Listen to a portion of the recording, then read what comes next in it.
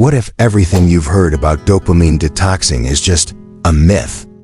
Or worse, completely misunderstood? In the next few minutes, we're diving deep into the science behind dopamine, motivation, and whether dopamine detoxing can actually reset your brain, or if it's just another buzzword. Spoiler alert, the truth might surprise you. Stick around, because at the end, we'll share a bonus insight you won't hear anywhere else, and give you a neuroscience-backed action plan to actually feel better, sharper, and more focused. The rise of dopamine detoxing. It started with Silicon Valley. Entrepreneurs began swearing by dopamine fasting, cutting out everything from social media to sugar, video games to eye contact, hoping to reset their brains. The idea? That by removing all high dopamine activities, you'd somehow restore balance in your brain, boost motivation, and regain control.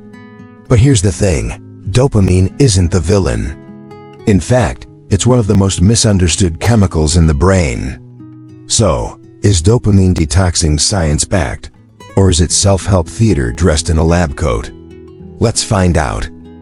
Chapter 1. What is dopamine really? Dopamine is not a pleasure chemical.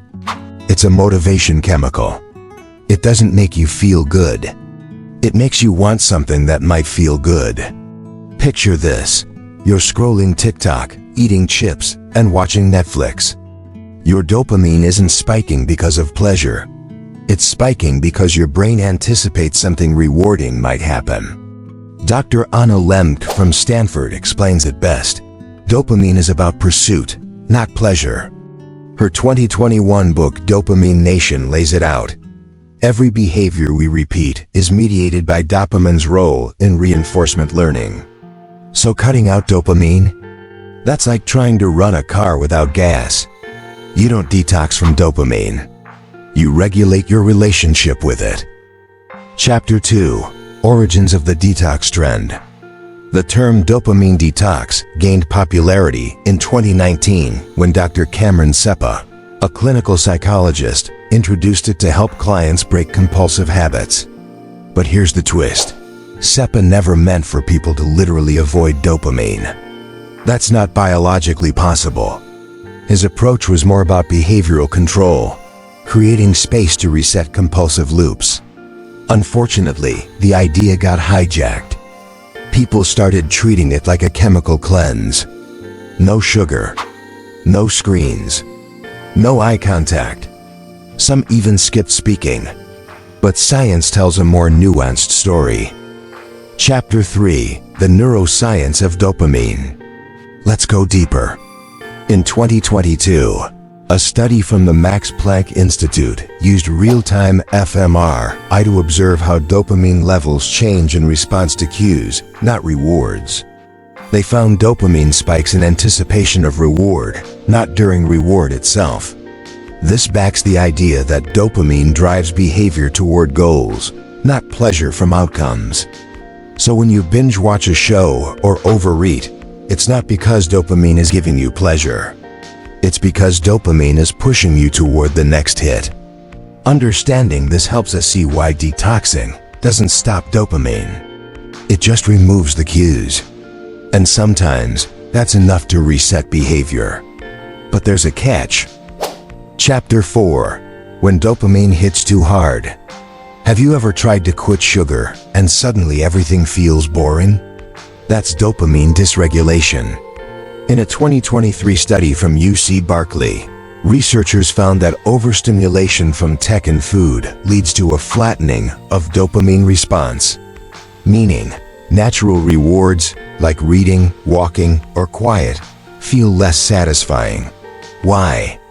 Because your brain calibrates to the highest dopamine spike. Everything else becomes underwhelming. This is where the detox theory gets interesting. Temporarily reducing stimulation can recalibrate your reward system. But there's no need to go monk mode. You just need to be strategic. Chapter 5. What actually works? Let's break this down with 3 categories. Reduce artificial spikes. Cut back on ultra-processed rewards.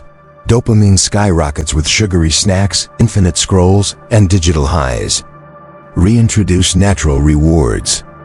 Nature walks, deep conversations, cold showers, meditation, they build dopamine resilience. Practice intentional boredom. Yep, boredom. In a 2024 paper from the University of Toronto, researchers found that allowing the brain to sit with boredom actually increases long-term motivation and creativity. It's a form of dopaminergic reset. It's not about deprivation. It's about retraining your reward system. Chapter 6. Myth-busting dopamine detox claims. Let's tackle the most common myths.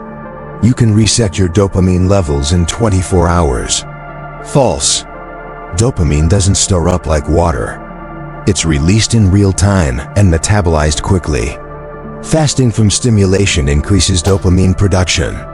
Half true.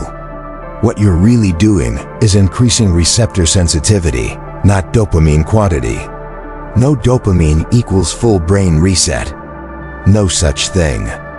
You're alive equals you're making dopamine. What you can reset is your threshold for pleasure.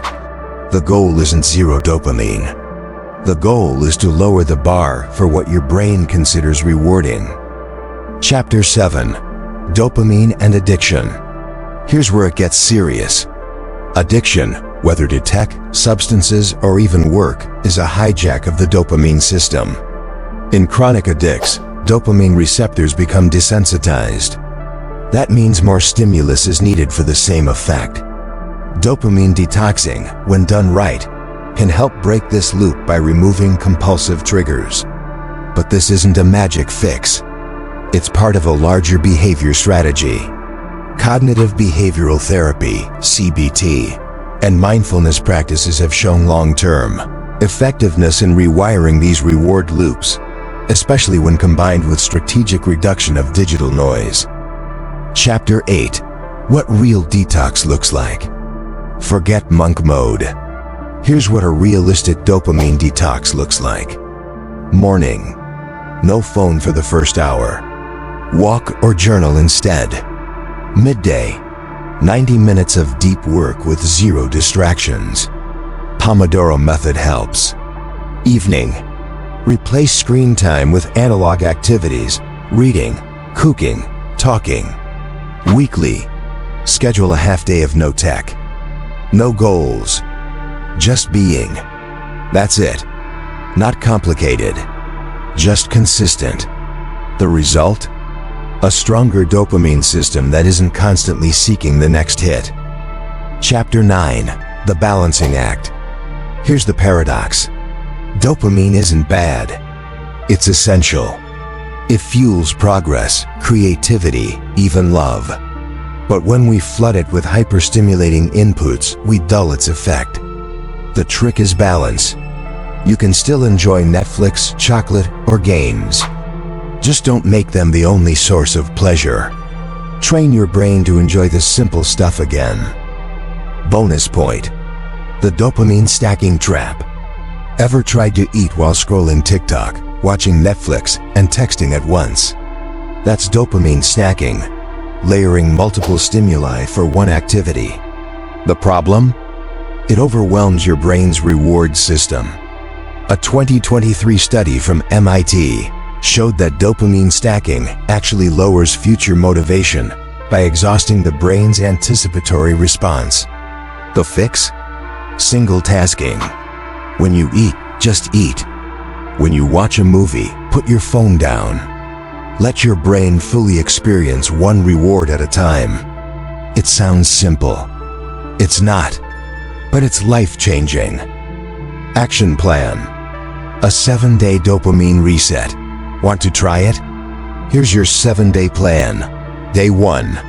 Identify your biggest dopamine triggers, apps, snacks, habits. Day 2. Cut the top 2 triggers for 24 hours. Day 3. Replace them with a natural reward, walk, music, cold shower. Day 4. Introduce intentional boredom, 15 minutes doing nothing. Day 5. Spend 90 minutes in deep work. No distractions, Day 6, go screen-free for one morning. Day 7, reflect. Journal what changed in your mood, energy, focus. Do this weekly, and you're not detoxing dopamine. You're mastering it. The truth is, dopamine detoxing isn't about quitting dopamine. It's about reclaiming your attention, rebalancing your motivation, rewiring your reward system. Science says it's not about deprivation, it's about recalibration. So don't fall for the hype. Use the science. Design your habits. And let dopamine work for you, not against you. Like this video? Smash that like button, drop your thoughts in the comments, and subscribe for more science-backed ways to level up your brain. Your brain isn't broken. It's just been overstimulated. Reset it. Rewire it. Reclaim it.